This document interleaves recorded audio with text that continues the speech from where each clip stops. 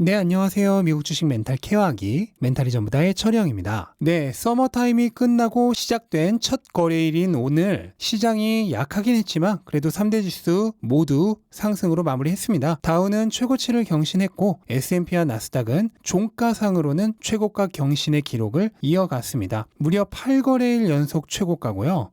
정말 어마어마한 상승이라고 볼 수 있겠습니다. 나스닥은 종가상으로는 16,000수닥 달성은 아쉽게도 조금 뒤로 미루게 되었습니다.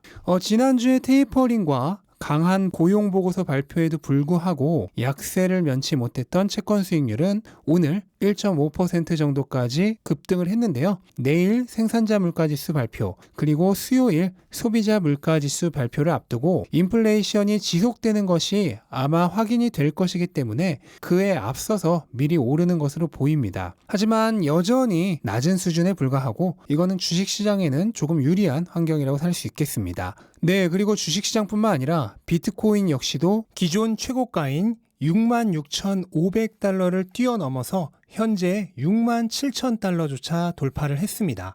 이번 상승은 특별한 호재 없이 올라왔다는 게 큰 의미가 있겠습니다. 지난번 비트코인이 최고가를 경신할 당시에는 선물 ETF의 승인이라는 큰 호재가 있었죠. 이후 뉴스의 파라가 나오면서 자체적으로 조정을 받았는데 그 조정을 마무리하고 자산의 가치만으로 가격이 다시 올라온 것이라는 것에 큰 의미가 있습니다. 이러한 비트코인의 강세로 인해 코인베이스는 또다시 지난번 바닥 이후에 최고가를 기록을 했고 IPO 시초가였던 381달러를 다시 넘어선다면 의미 있는 순간이 되겠습니다. 네, 그리고 에드테크 기업인 트레이드데스크가 실적 발표 이후 무려 30% 정도나 급등을 했습니다. 트레이드데스크는 순이익과 매출 모두 시장 기대치를 크게 상향을 했고요. 또한 4분기 가이던스도 시장 기대치를 뛰어넘는 예상치를 발표를 했습니다. RBC 캐피털에 의하면 현재의 강력한 광고 수요 추세를 감안할 때 이 전망조차도 굉장히 보수적이라고 평가를 했습니다. 한마디로 시장은 향후 트레이드 데스크의 전망을 더 좋게 보고 있다는 뜻이 될 거고요.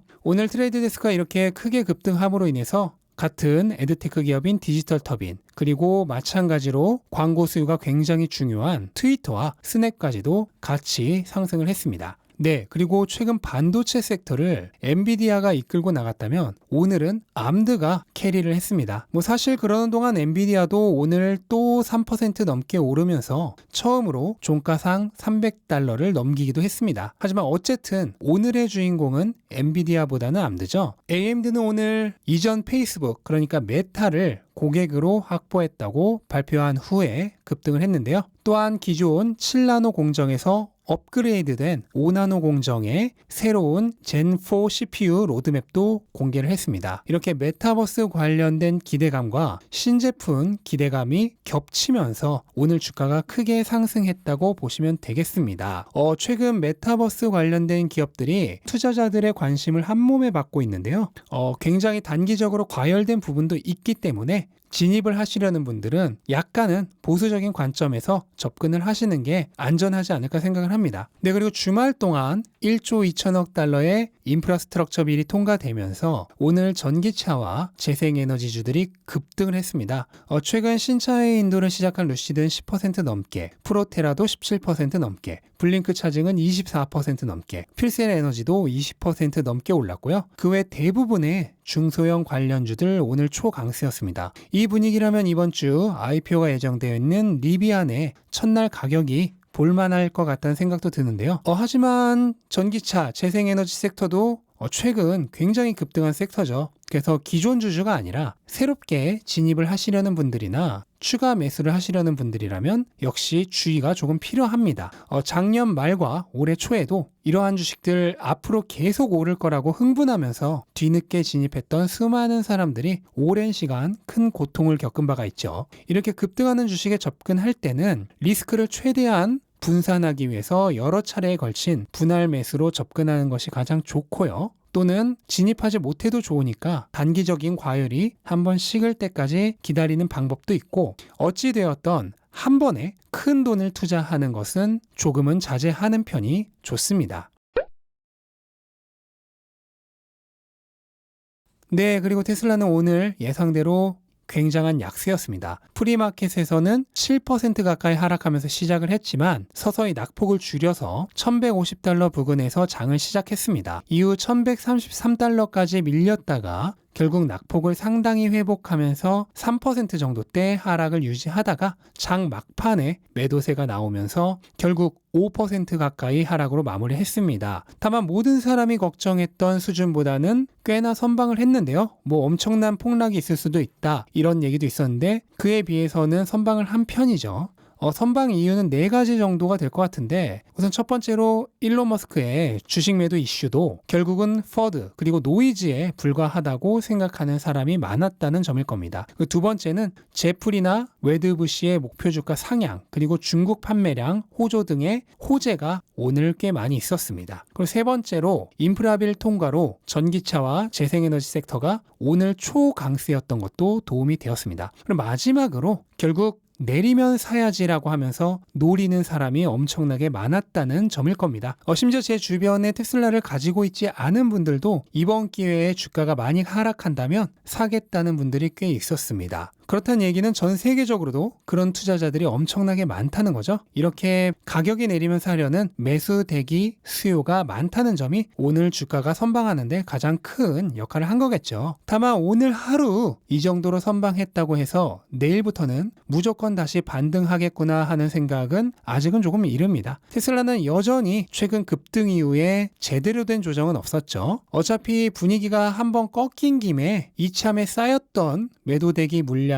다 나오면서 한번 조정을 겪고 갈 가능성도 있습니다. 뭐 그렇다고 해서 나쁘지 않다고 생각을 합니다. 어차피 해야 할 조정이라면 한번 쉬어갈 때 제대로 쉬어가는 것도 나쁘지 않다고 생각을 합니다. 그리고 일론 머스크의 주식 매도 이슈는 오늘의 경우는 시장 불안감에 투자자들끼리 서로 치고받고 싸운 것에 불과하고 실질적으로는 아직 주가에 주는 영향이 끝나지 않았다고 생각을 합니다. 일론 머스크가 매도하려고 하는 주식은 전체 주식의 무려 2% 가까운 양이죠. 이걸 블록딜로 기관에 넘긴다고 할 때 통상 시장가보다는 할인된 가격에 넘길 가능성이 큽니다. 그렇게 되면 결국 싸게 산 기관이 일정 양을 시장에 매도할 가능성이 크고, 또 동시에 무려 $200억 넘는 일론 머스크의 주식을 매수한 기관은 당연히 그만큼에 해당하는 매수를 시장에서는 하지 않을 것입니다. 그렇다면 시장에서 $200억 가까운 매수세가 사라지는 것이기 때문에 이 이슈가 모두 끝날 때까지는 시장이 매도 우위가 될 가능성은 여전히 높다고 생각을 합니다.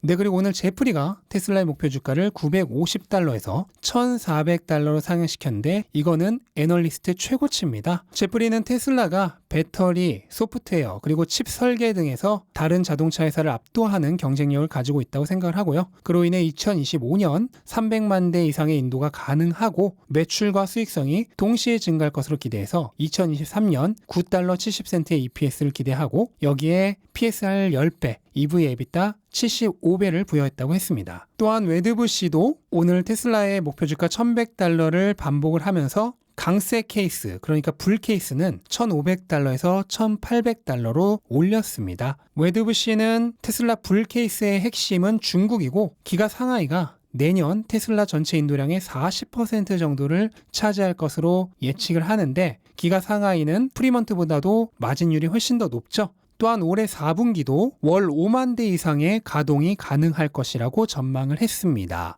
그런데 이 4분기 월 5만 개의 가동률은 이미 뛰어넘어 버렸죠. 테슬라 10월 중국 판매량이 발표가 됐는데 총 54,391대, 이 중 중국 내수가 13,700대 정도, 그리고 수출이 46,600대 정도였습니다. 이거는 지난 3분기의 첫 번째 달이었던 7월의 실적을 무려 60% 이상 뛰어넘은 거고요. 바로 전달인 9월보다는 조금 적은 대수인데 이유는 우선 첫 번째로 10월 1일부터 7일까지 중국 연휴로 인해서 공장이 가동 중단됐던 거고, 또 두 번째로는 이거는 뭐 자동차 회사를 투자해본 경험이 있으신 분들은 모두 다 아시겠지만 자동차 회사들은 통상 각 분기의 첫째 달은 판매량이 가장 적고 마지막 달이 판매량이 가장 많습니다. 거기다 일주일 동안 가동을 중단했음에도 불구하고 전 분기의 마지막 달인 9월과 거의 비슷한 판매량을 보였다는 것은 정말 엄청난 거죠.